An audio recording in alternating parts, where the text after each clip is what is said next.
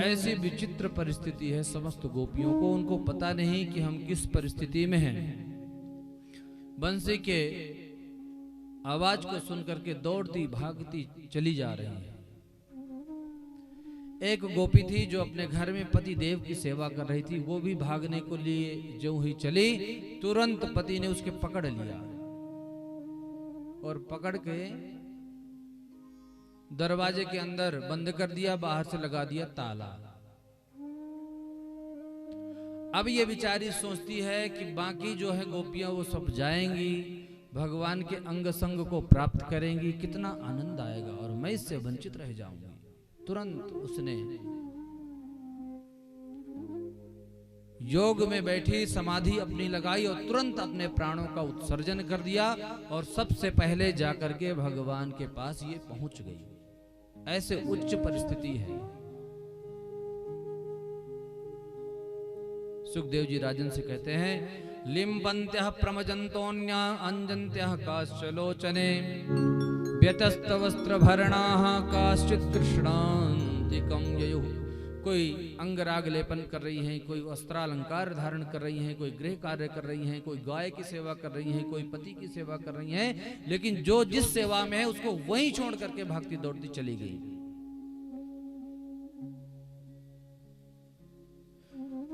परीक्षित जी पूछते हैं कि गुरुदेव ये बताएं कि इनकी ऐसी विचित्र परिस्थिति क्यों है, कौन है ये, कोई साधारण तो नहीं दिख रही है। सुखदेव जी कहते हैं कि राजन ये कोई साधारण गोपियां नहीं है, ये तो रामावतार में वही है ऋषि मुनि दंडकारण्य के। जब राम जी सीता जी को ढूंढते हुए भ्रमण कर रहे हैं तो तुलसीदास जी लिखते हैं, हा गुण खान जानकी सीता रूपशील व्रत नेम पुनीता। हे खग मृग है मधुकर श्रेणी तुम देखी सीता मृग नयनी। ऋषियों से पूछते हैं, महर्षियों से पूछते हैं, वृक्ष से पूछते हैं, पशु पक्षियों से पूछते हैं, क्या तुमने मेरी सीता को देखा है? ऋषियों ने देखा कि भगवान कितना सीता की खोज में आतुर है, सीता के लिए विकल हो रहे हैं, उतावले हो रहे हैं। ऐसा अद्भुत प्रेम उनके मन में एक उत्कंठा हुई कि हमें भी अंग संग प्रभु का पाना है। राम जी तो अंतर्यामी है, जान गए कि ऋषि क्या चाहते हैं।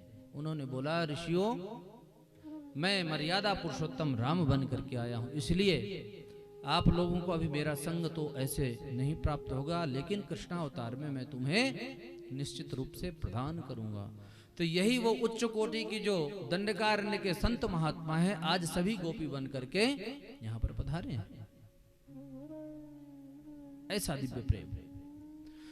सभी गोपियों को जब भगवान ने देखा तो भगवान ने स्वागत किया, आओ स्वागतम भो महाभागाः प्रियं किं करवाणि वः ब्रजानस्यामयं कश्चित् ब्रूतागमन कारणम। आओ गोपियों, तुम्हारा बहुत स्वागत है। क्या करूं मैं आपके लिए, क्या सेवा आपकी करूं? फिर कहते हैं कि अच्छा जरा ये बताओ तुम लोग आई क्यों हो? ब्रूतागमन कारणम, तुम क्यों आई हो? गोपियों को बड़ा आश्चर्य लगा कि पहले तो इन्होंने बंसी बजा करके हमें बुलाया और अब कहते हैं कि तुम आई क्यों हो? अब ये तो बुलाने वाला जाने कि भाई क्यों बुलाया है, आने वाला को क्या पता। तो भगवान पूछते हैं ब्रूतागमन कारणम। भगवान चाहते हैं कि इनके मुख से मैं वो निकलवाऊं जो ये चाहती हैं। भगवान तो सब अंतर्यामी है, सब कुछ जानते हैं, लेकिन वो चाहते हैं कि एक बार गोपियां बोले तो सही कि हम क्यों आई हैं। तो भगवान गोपियां कुछ नहीं बोलती हैं। भगवान कहते हैं अच्छा अच्छा समझ गया, शायद ऐसा लग रहा है कि आज पूर्णिमा है ना, शायद चंद्रमा को देखने के लिए तुम लोग आई होगी। तो तुम लोगों को एक बात का और भी ध्यान रखना चाहिए कि दृष्टम बनम कुसुमितम राकेश करे रंजनम, अच्छी बात है, चांदनी देखनी चाहिए, लेकिन तुम लोग यहाँ आए हो, यहाँ बड़े बड़े जंगली जीव जानवर भी रहते हैं, कहीं ऐसा ना हो कि तुम्हें वो खा जाएं। और इतनी रात्रि में तुम लोगों को अकेले पति को छोड़ करके नहीं आना चाहिए। गोपियां कुछ भी नहीं बोलती हैं। फिर कहते हैं कि लगता है कि शायद तुम लोगों का पति के साथ झगड़ा हो गया होगा, इसलिए नाराज होकर के भाग आई होगी।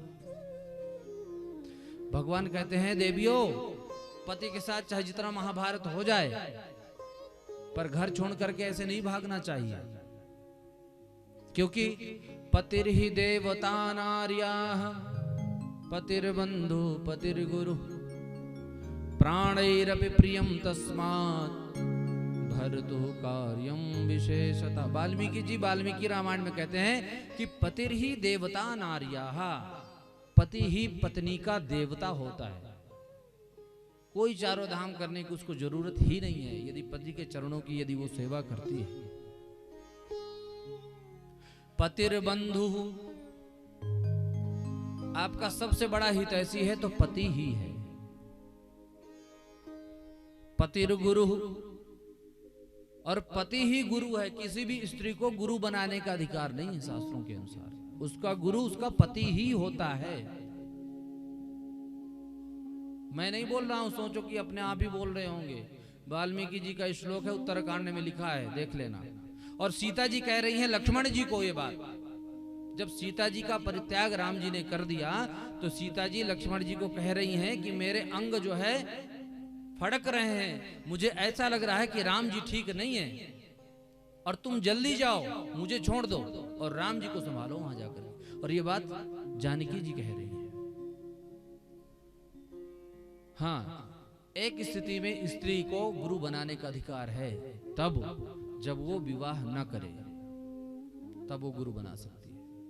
या फिर यदि पति जो है गुरु मंत्र ले रहा है तो पति के साथ संगनी बन करके मंत्र दीक्षा ले सकती है, अकेले नहीं है, अधिकार नहीं है।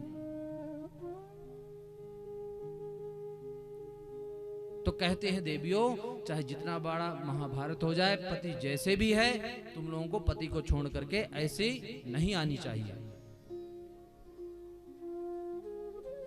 भगवान कहते हैं, गोपियां बेचारी चुपचाप मौन है।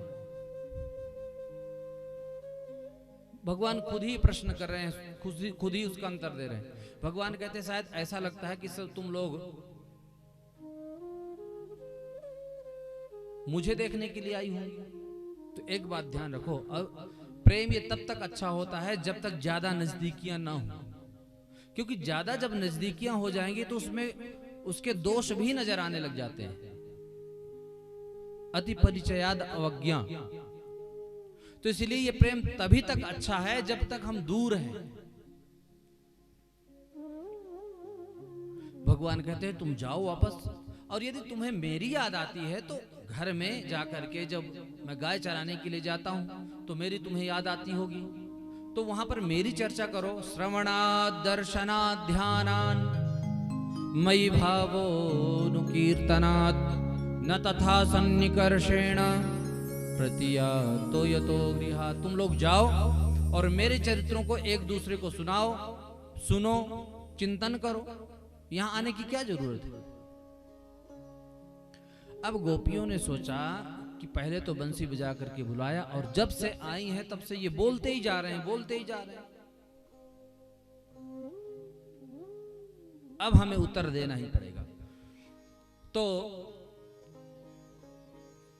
गोपियां उत्तर देते हुए कहती हैं, मैवं विभोर्हति भवान गदितुं नृशंसं संत्यज्य सर्व विषयांस्तव पादमूलम् भक्ता भजस्व दुर्वग्रहमत्यजास्मान् देवो यथादि पुरुषे भजते मुमुक्षुन्। हे विभो, आप हमारा इस प्रकार से त्याग कैसे कर सकते हैं? पहले तो आपने वेणु बजा करके हमें बुलाया, अब बुलाने के बाद आप हमें कह रहे हैं कि तुम लोग वापस जाओ। ठीक है, आप कह रहे हैं वापस जाओ, हम वापस चली जाएंगे, लेकिन जो आपने बंसी बजा करके हमारे चित्त को आपने चुरा है उसको वापस करो। कैसे जाएं जब हमारा चित्त तुम्हारे चरण रूपी पिंजरे में कैद हो गया है। और आप पूछ रहे थे कि तुम लोग आई क्यों हो, तो हम तो प्रभु आपको भोग लगाने आई हैं। भक्ता भजस्व, भगवान ने बोला भोग लगाने, बोले हाँ। काय बात का भोग, किस चीज का भोग, बोले भात का भोग। किसका लगता है, भात का। और भक्त और भात में कोई ज्यादा अंतर नहीं है। और ठाकुर जी को भात बहुत प्रिय भी है। कल आपने बनभोज लीला का दर्शन किया तो भगवान कैसे खा रहे हैं, हाथ में दही और भात सान करके ले रखा है। तुम्हारे घर में कुछ नहीं है, लोग पूछते महाराज गोपाल जी ले तो आए पर भोग क्या लगाएंगे। सबसे सुलभ चीज है जो ठाकुर जी को प्रिय है, एक भात बहुत प्रिय है और भगवान को अचार रोटी और चटनी बहुत प्रिय है। अब बताओ क्या तुम्हारे घर में इतना भी नहीं है। 56 भोग नहीं मांगते ठाकुर जी तो। पत्रम पुष्पम फलम तोयम यो मे भक्त्या प्रयच्छति तदहम भक्ति उपहृतम अश्नामि प्रयतात्मना। भगवान कहते हैं पत्ता, फूल, जलम कुछ भी चढ़ा दो, लेकिन शर्त एक है, क्या, यो मे भक्त्या प्रयच्छति, भक्ति पूर्वक बस। तदहम भक्ति उपहृतम अश्नामि प्रयतात्मना। भगवान कहते हैं मैं वायु का रूप धारण करके अश्नामि खाता हूं और बदले में उसको भक्ति प्रदान करता हूं। तो कहते हैं हम भोग लगाने आई हैं। जब रामावतार में आए भगवान, तब भी भगवान खूब दही चावल खूब लगाते हैं, खाते हैं। तुलसीदास जी लिखते हैं भोजन करत चपल चित इत उत अवसर पाई भाज चले किलकत मुख ददियोदन लपटाई। भगवान खाते हैं और जब बुलाते हैं कौशल्या मैया तो खाते खाते भागते हैं, मुंह में चावल और दही लगा हुआ होता है ठाकुर जी के, इतना प्रिय भात। भात बनता कैसे है, सबसे पहले तो खेत से धान आवे, उसको कूट करके उसका भूसी निकालते हैं, फिर खौलते पानी में डालते हैं, खूब पकाते हैं। पकाने के बाद जब खूब बढ़िया से पक जाता है तो बनता है भात। उसी प्रकार से जीव के अंदर जो छल कपट भरा हुआ है, संसार के थपेड़े खाते खाते उसके छिलके निकल जाते हैं और फिर गुरु की अनुकंपा हो जाए, कृपा हो जाए, तब जाकर के भात बनता है, भक्त बनता है। और ऐसे भक्त को तो भगवान प्राणों से भी ज्यादा प्रेम करते हैं। तो वही कह रहे हैं कि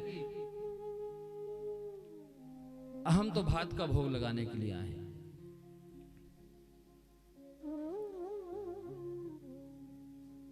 गोपियां कहती हैं प्रभु आप कहते हैं मुझे भूख नहीं है, मैं नहीं खाऊंगा, तो आपने थाली मंगवाई ही क्यों। भाई कोई व्यक्ति कहे कि भाई मुझे बहुत भूख लगी है, खाना लेकर के आओ, और जब थाली सामने आ जाए तो कहे कि ना ना अब मुझे भूख है ही नहीं, तुम ले जाओ, तो कोई बात थोड़ी होती है। गोपियों ने जितने भगवान ने प्रश्न किए थे उतने ही भगवान ने गोपियों ने उत्तर प्रदान किए।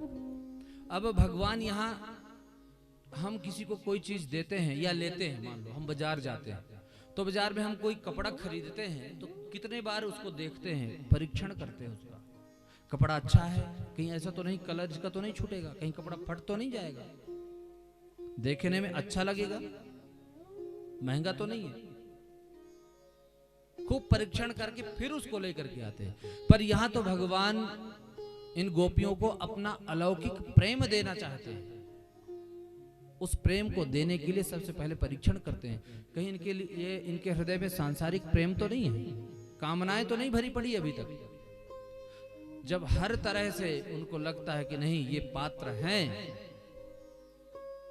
तो भगवान अपना प्रेम प्रदान करते हैं। भगवान पूछना चाहते हैं तुम बताओ तुम आई क्यों हो,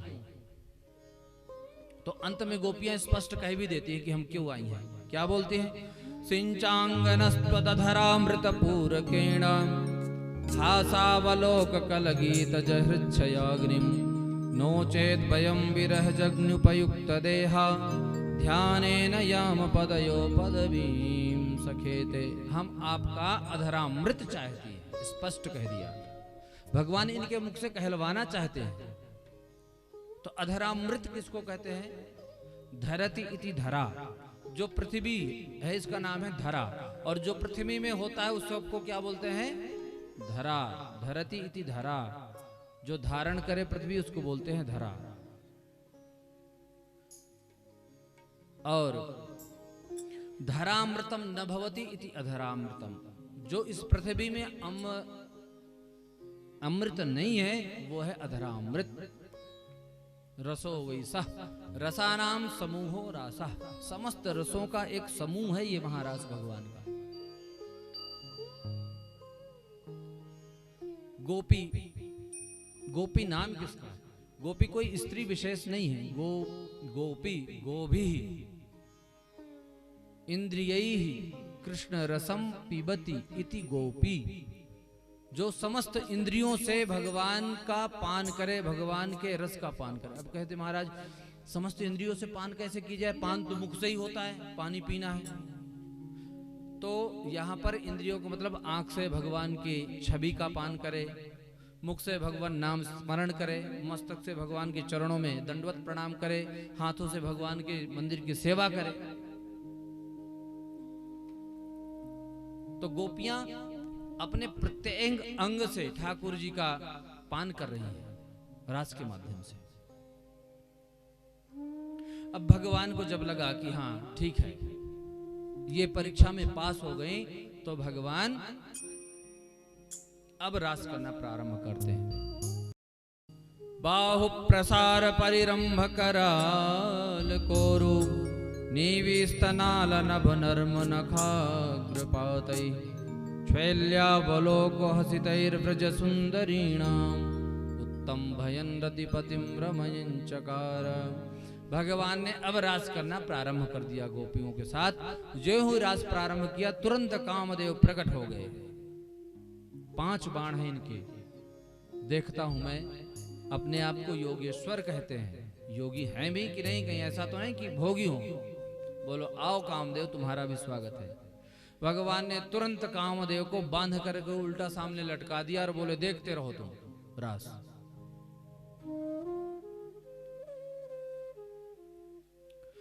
दिव्य महारास यहां पर प्रारंभ हुआ। अब जो गोपियां रास कर रही थी उनमें सारी गोपियों के अंदर अभिमान हो गया कि हमारे लिए ठाकुर जी नाच रहे हैं। देखो, जिस भगवान का ध्यान करते करते योगी मुनि हजारों वर्ष तक समाधि में बैठे रहते हैं और ध्यान में नहीं आते हैं, ऐसी गोपियां शेष महेश दिनेश गणेश सुरेश ही जाहि निरंतर ध्यावे ताहि अहीरी की छो हरिया छछिया भर छाछ पे नाच नचावे। गोपियां कहते हैं लाला जरा ठुमका मार दे, छाछ पिवाऊंगी। तो कन्हैया हमारे ठुमुक ठुमुक नाचने लग जाते हैं। गोपी कहते लाला एक बार ठुमका मार के दिखा दे, माखन खवाऊंगी। नाचने लग जाते हैं। ऐसे सुलभता कहीं नहीं हुई परमात्मा की जितनी सुलभता ब्रज में हुई। तो यहां गोपियों के अभिमान हो गए, एक को मान हुआ। भगवान ने देखा भगवान भक्त के अभिमान को तो रखते ही नहीं है।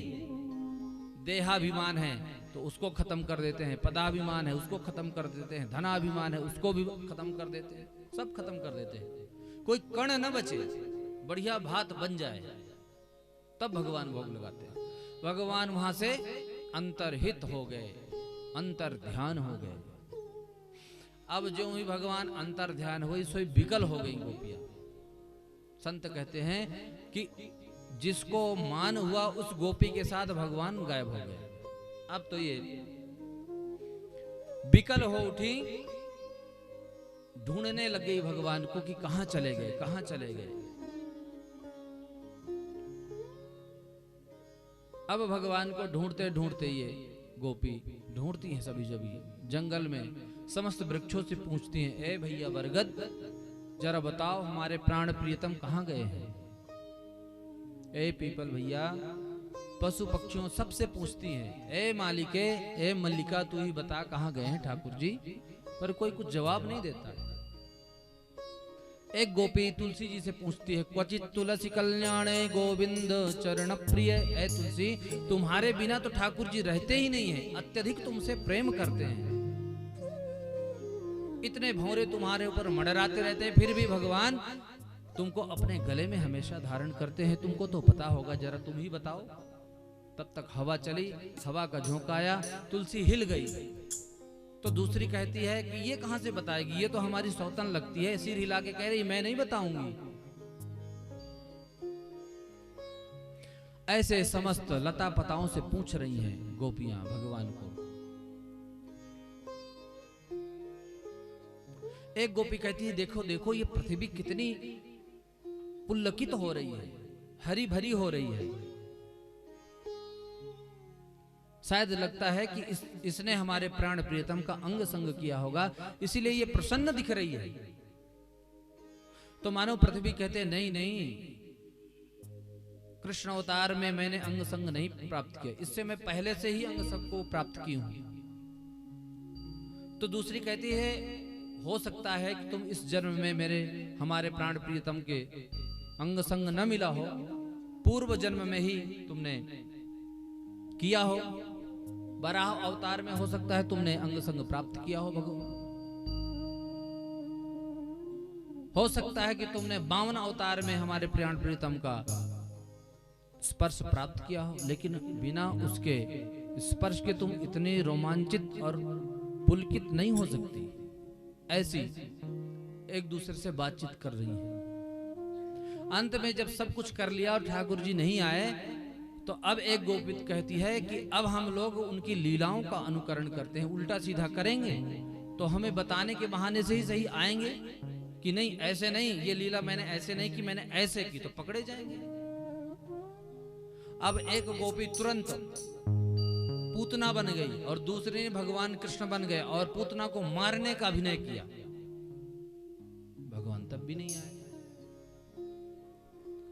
तुरंत एक गोपी अपनी चुनरी लहरा रही है हवा में और कहती, मां भैष्यवात वर्षाभ्याम, ए ब्रजवासियों तुम डरो मत, मैंने गिरिराज जी को उठा लिया, धारण कर लिया है।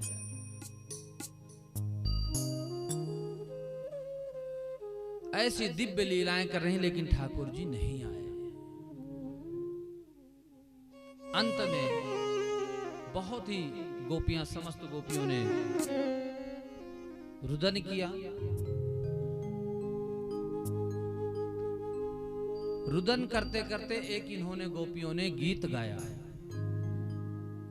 उस गीत का नाम है गोपी गीत। ये पंच प्राण जो भागवत में कहे गए हैं, उनमें से एक ये है। इस गीत को जो व्यक्ति नित्य प्रति घर में गाता है, उसका हृदय पवित्र हो जाता है। आइए 2-4 श्लोक हम भी गाते हैं इस गीत के और फिर आगे कथा में प्रवेश करेंगे। जयति तेधिकं जन्मना ब्रजा सरत इंदिरा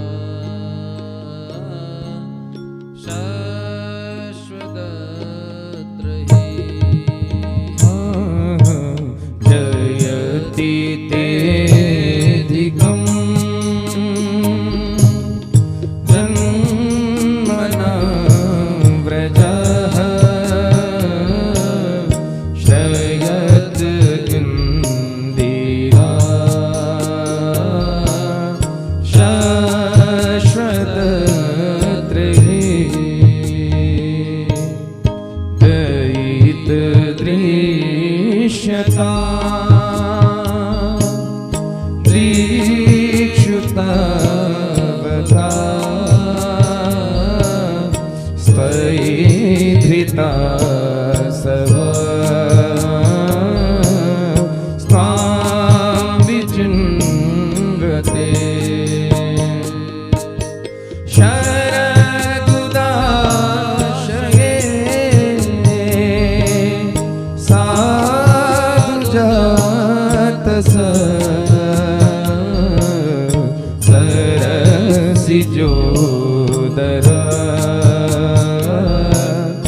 श्रीमुषादृशा सुरतनाथ ते शुल्कदासिका वरदनिघ्नतो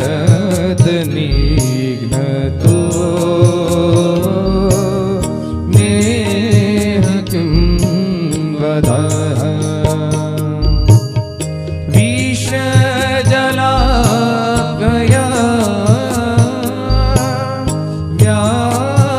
व्यालराक्षसा वरशुमारुता वैद्युतानला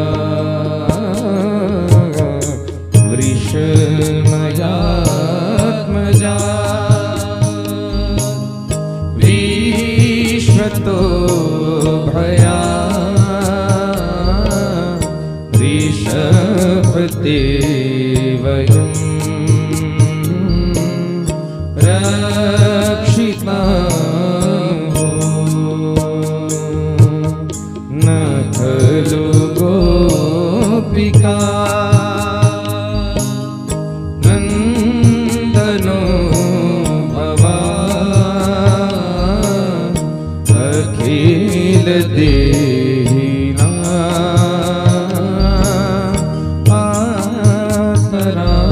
आत्मरामदेव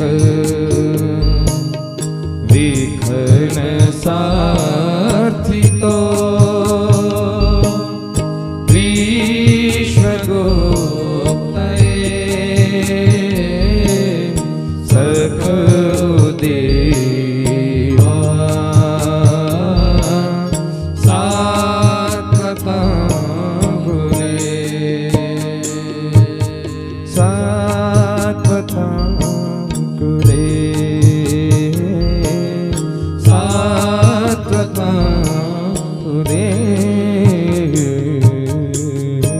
ऐसा दिव्य गोपी गीत रोते रोते समस्त गोपियों ने गाया। गोपियां कहती हैं कि हे प्रभु ते जन्मना ब्रजः अधिकम जयति। आपके जन्म लेने से ब्रज की महिमा बढ़ गई है, क्योंकि जब से आपका यहाँ पर जन्म हुआ है तब से लक्ष्मी जी शाश्वत यहाँ पर रह रही है।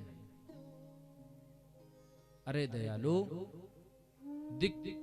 दयित दृश्यताम दीक्षुतावका, हे दयालु हमारे ऊपर कृपा करो, हम आपकी ही हैं। क्या आपने हमारी रक्षा इसीलिए की थी कि आप समस्त दैत्यों से रक्षा करके हमने बचाया, और आज आप हमें अपने विरह की ज्वाला से दग्ध करना चाहते हैं? आपने हमें क्यों बचाया? विष जलाप्यया, कालिया नाग की जो विषाक्त जल था उससे बचाया, दावाग्नि से भी हमें आपने बचाया, बार बार बचाते रहे। किस लिए? अरे हम मरना भी चाहे तो मर नहीं सकते, क्योंकि जब यमराज हमें लेने के लिए आता है तो हमारे प्राण तो मिलते ही नहीं उसको बेचारे को, क्योंकि हमारे प्राण तो आपके चरणों में ही कैद हो चुके हैं। वो भी बेचारा खाली हाथ चला जाता है।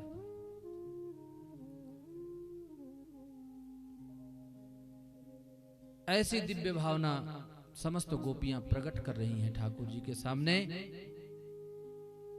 कहती हैं यदि हम मरना भी चाहें तो भी नहीं मर सकती हैं। तब कथामृतम तप्त जीवनम, ये जो आपका कथा रूपी अमृत है ये हमें मरने नहीं देता है। और इस आप इतने समय से हमारे पास नहीं है, हमें तो एक एक मिनट कई कई वर्षों तक लगता है, क्योंकि त्रुत्रिडी युगायते त्वाम अपश्यताम। हमें तो ब्रह्मा जी के ऊपर गुस्सा आ जाता है कि ये पलक ब्रह्मा जी ने क्यों व्यवधान के लिए बना दिया। हम एकटक आपको देखते और दीदार करते, लेकिन आप तो चले गए हैं।